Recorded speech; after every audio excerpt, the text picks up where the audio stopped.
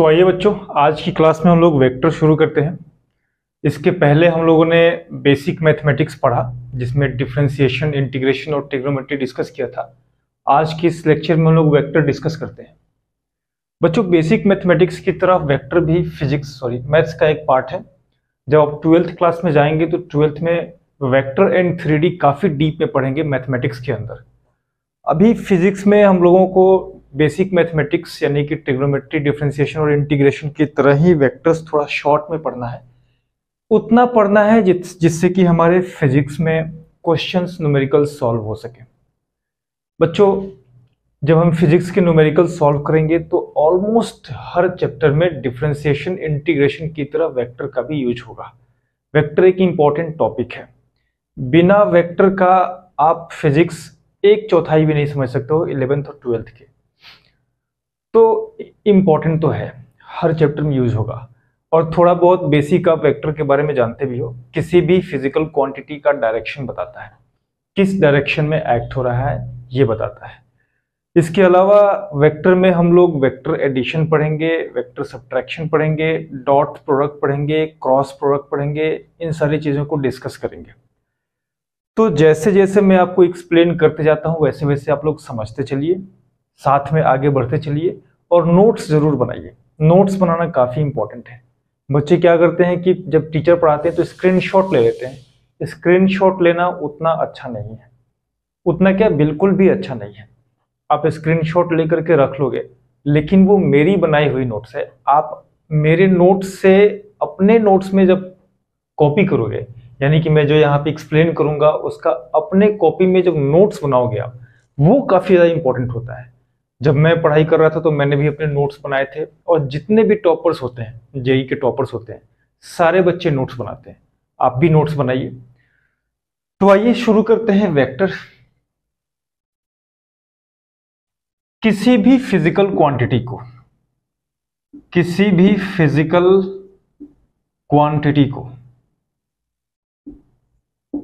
दो पार्ट्स में डिवाइड करके पढ़ते हैं। फर्स्ट होता है स्केलर क्वांटिटी,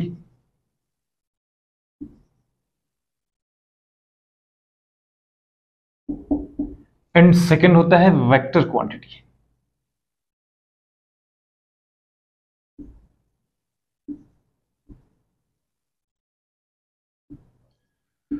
बच्चों, जो स्केलर क्वांटिटी होता है उसमें मैग्नीट्यूड तो होता है,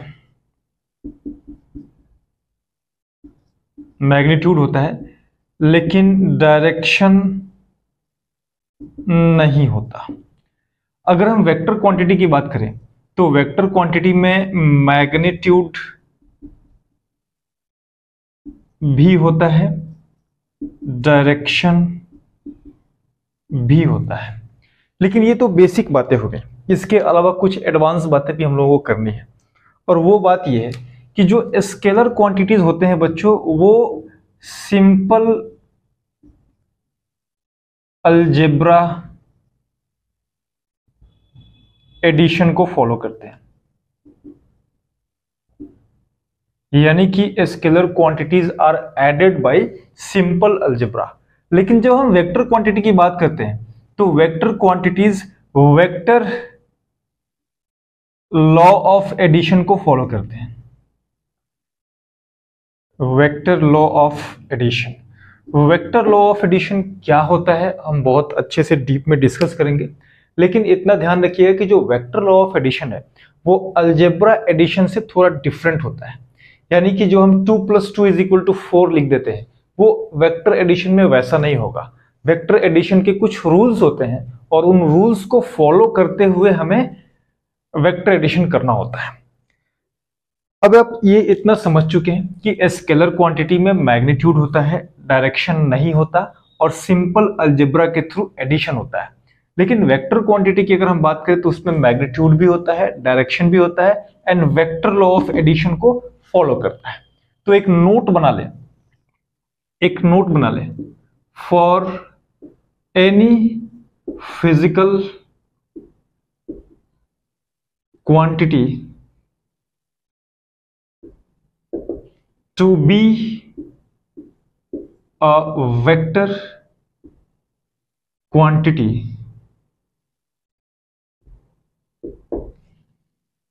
it must have magnitude and direction and must follow vector law of addition.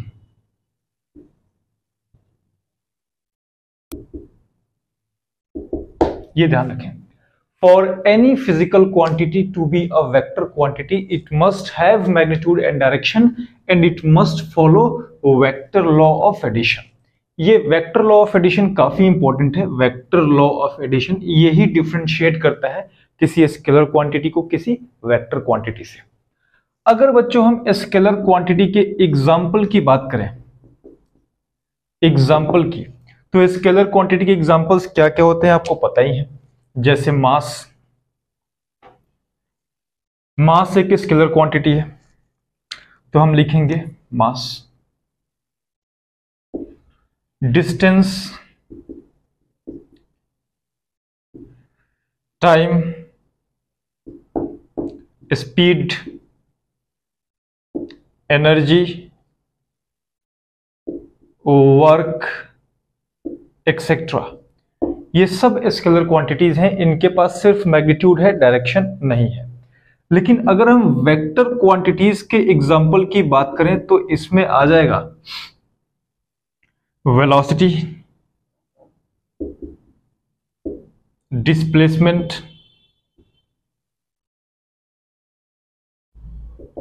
Acceleration,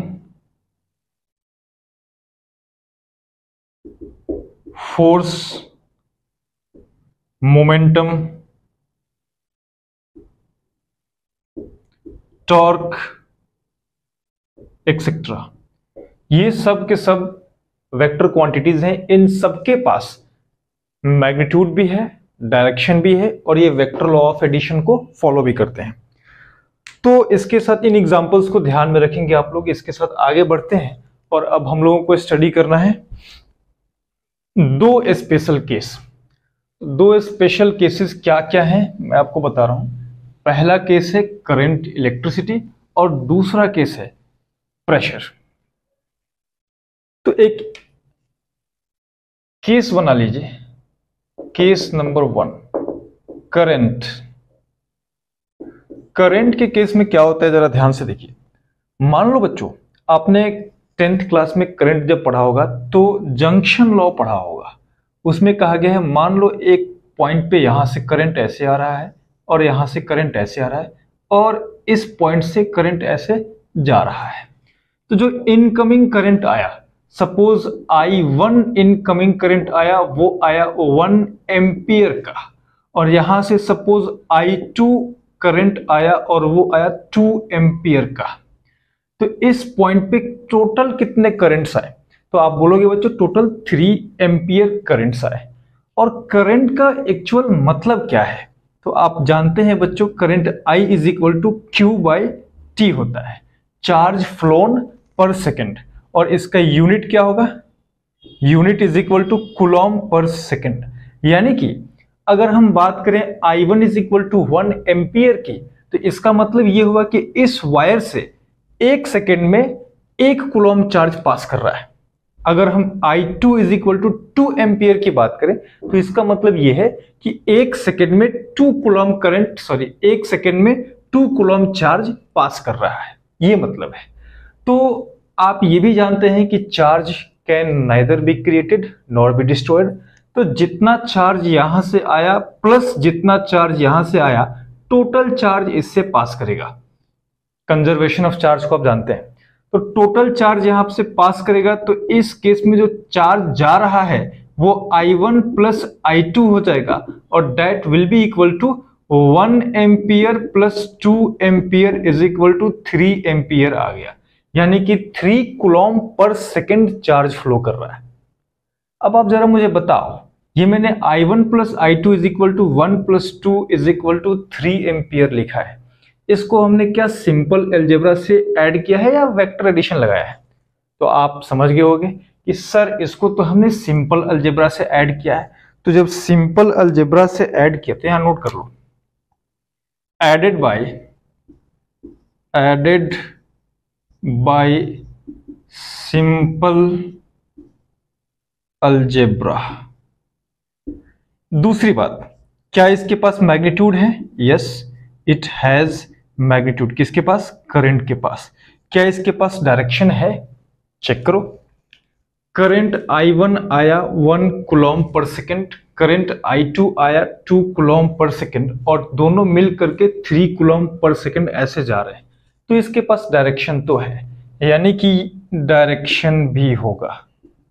but important बात यह है कि यहाँ पे एडेड बाय सिंपल अलजेब्रा है, इसको हम वेक्टर लॉ ऑफ एडिशन से ऐड नहीं कर रहे हैं। जब वेक्टर लॉ ऑफ एडिशन से ऐड नहीं करेंगे तो हम इस करंट को बोलेंगे, ये जो करंट है बच्चों वो स्केलर क्वांटिटी होगा, स्केलर क्वांटिटी, ये वेक्टर क्वांटिटी नहीं होगा, स्केलर क्वांटिटी है। वेक्टर क्वांटिटी अगर होता तो वेक्टर लॉ ऑफ एडिशन को फॉलो करता। Current has both magnitude and direction but it does not follow vector law of addition, hence it is a scalar quantity. Same case number 2 में, अब मैं अलग से डायग्राम नहीं बनाऊंगा, केस नंबर 2 में बस इतना ध्यान रखें, जो प्रेशर होगा, pressure is equal to force per unit area. Pressure के लिए भी सेम कहानी है, pressure has both magnitude and direction but it is added by simple algebraic method, it does not follow vector law of addition, hence current and pressure are scalar quantity। तो इसको statement बना करके लिख लेंगे,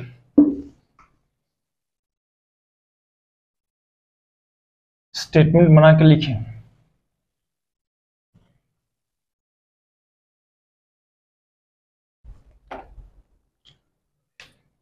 note डालेंगे,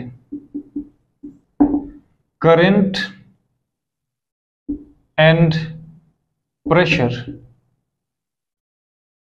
have both magnitude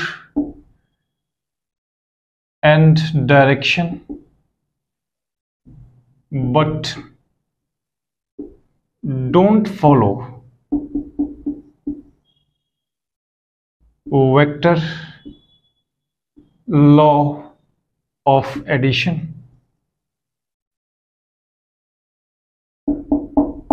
hence they are scalar या scalar quantities। I hope you got the point। current and pressure are scalar quantity। कहीं कहीं करंट एंड प्रेशर को टेंसर क्वांटिटी भी बोल देता है। तो टेंसर क्वांटिटी अगर लिखा हुआ है तो समझ जाना कि वो स्केलर क्वांटिटी की ही बात कर रहा है।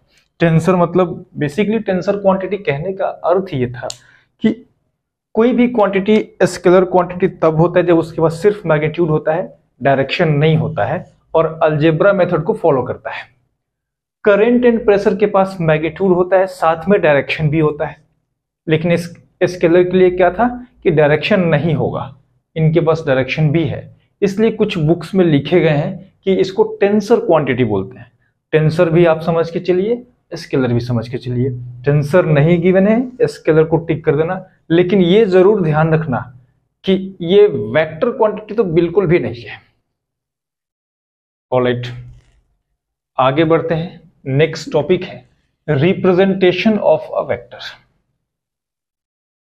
वो हम लोग पढ़ते हैं एक वेक्टर को कैसे रिप्रेजेंट करते हैं। कुछ बच्चों को ये वेक्टर एकदम नया लग रहा होगा, पहले शायद 9th-10th में आप लोगों ने नहीं पढ़ा होगा। तो अगर नया भी लग रहा है तो कोई बात नहीं, मैं एकदम बेसिक लेवल से एक्सप्लेन करना शुरू किया हूँ, बहुत ही ज्यादा बेसिक लेवल से एक्सप्लेन कर रहा हूँ। मेरे साथ साथ समझते चलिए, सब कुछ क्लियर हो जाएगा। टॉपिक है रिप्रेजेंटेशन ऑफ अ वेक्टर। तो वेक्टर को रिप्रेजेंट किया जाता है एक सिंपल एरो साइन से। Vector is represented by a simple arrow. Arrow के इस एंड को हम टेल बोलते हैं और एरो के इस एंड को हम हेड बोलते हैं। वेक्टर क्वांटिटी टेल से हेड की तरफ होता है, टेल से हेड की तरफ हम उसको रिप्रेजेंट करते हैं। इस केस में जो लेंथ ऑफ एरो होगा, length of arrow represents magnitude of a vector. जो एरो का लेंथ होगा वो वेक्टर का मैग्नीट्यूड रिप्रेजेंट कर रहा होगा। अगर वेक्टर बड़ा है तो आप बड़ा एरो बना देना, अगर वेक्टर छोटा है तो छोटा सा एरो बना देना, अगर मीडियम साइज का है तो मीडियम बना देना, और क्या।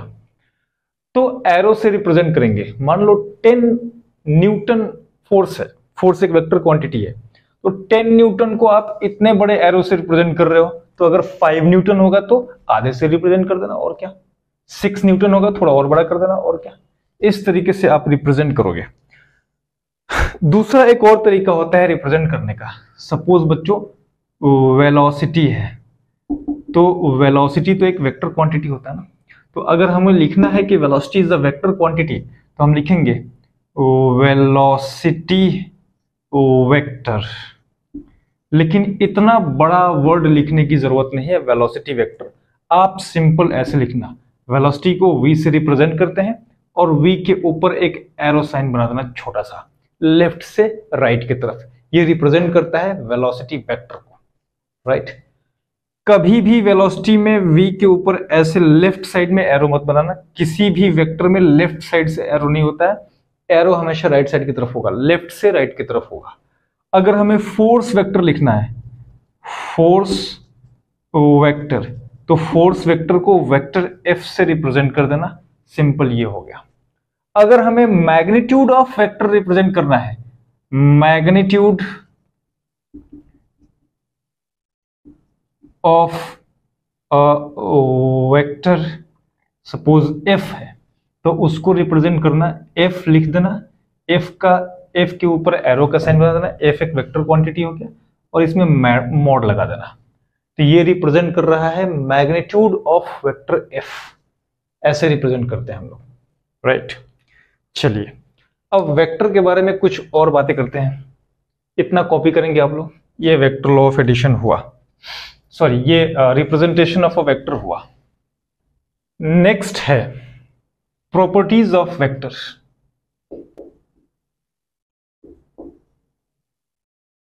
Properties of vector.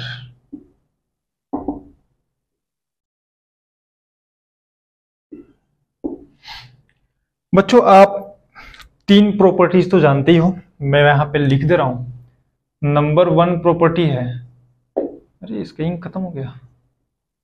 नंबर 1 है इट हैज मैग्नीट्यूड। नंबर 2 है इट हैज डायरेक्शन। नंबर 3 होगा it follows vector law of addition. Number 4 होगा vector a vector can be parallelly shifted to itself। ये 4th नंबर जरा अच्छे से यहां पे समझते हैं कि a vector can be parallelly shifted to itself का मतलब क्या है। मान लो बच्चों एक वेक्टर ऐसे गिवन है, सपोज ये वेक्टर A है, तो इस वेक्टर को हमने एक एरो से रिप्रेजेंट किया है, तो इस एरो का कुछ लेंथ होगा, इस एरो की कुछ डायरेक्शन होगी, ये रहा डायरेक्शन इसका। तो अगर हम इस वेक्टर को ऐसे शिफ्ट कर दें, अगर हम इस वेक्टर को ऐसे शिफ्ट करते हैं without changing its length and direction, तो ये वेक्टर पैरेलली शिफ्टेड हुआ। थोड़ा सा छोटा लग रहा है, इसे एक बराबर रखना।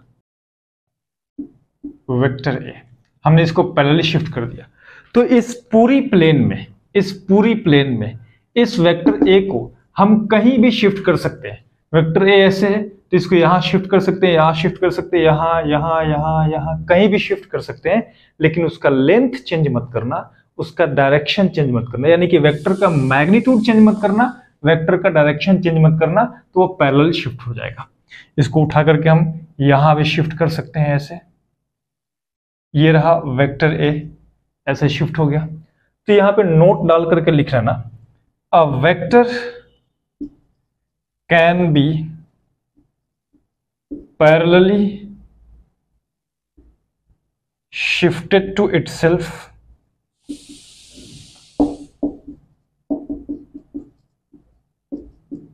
without changing its magnitude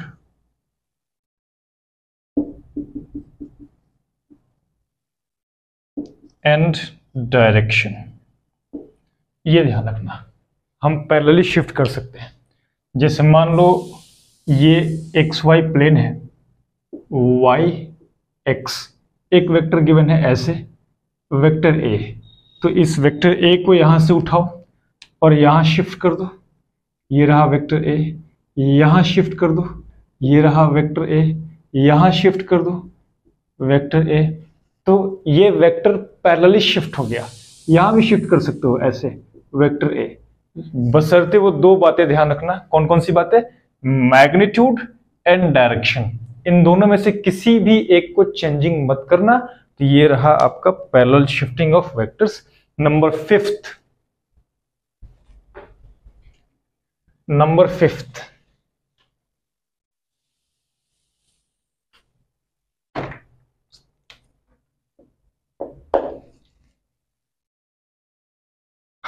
on rotating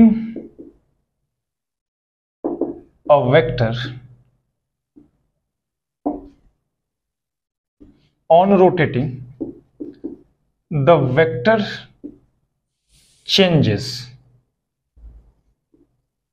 on rotating the vector changes except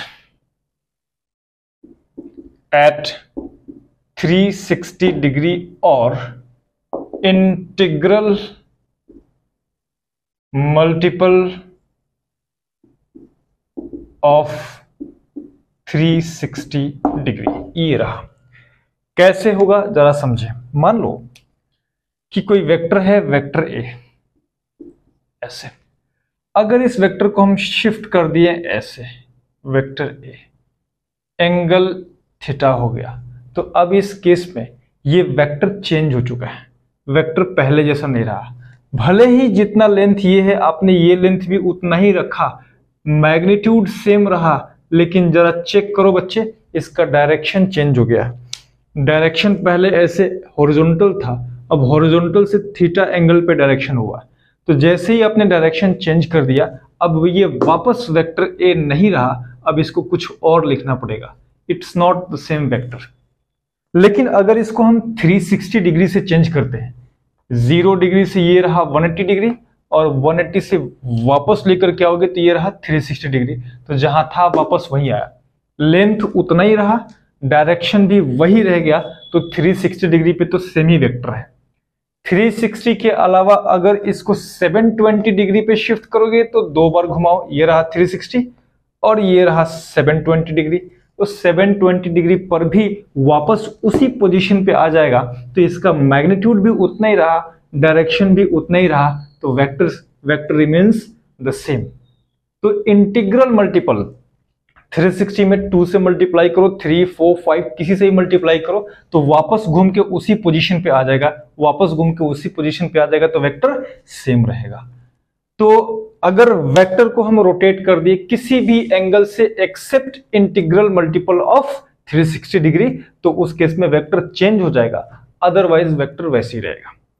तो वेक्टर में आज के लिए इतना ही रखेंगे। इसके अलावा नेक्स्ट क्लास में हम लोग पढ़ेंगे types of vector and vector addition. विश्वास रखिए बहुत मजा आएगा वेक्टर पढ़ने में। मैथमेटिक्स का चैप्टर है तो आप इसको कट मत करना, आप इसको स्किप मत करना, सीखना इंपॉर्टेंट है। इसके बिना फिजिक्स की थियरी भी नहीं समझ पाओगे आप, फिजिक्स के न्यूमेरिकल्स भी नहीं हो पाएंगे आपसे। ठीक है, आज के लिए इतना काफी है। All the best.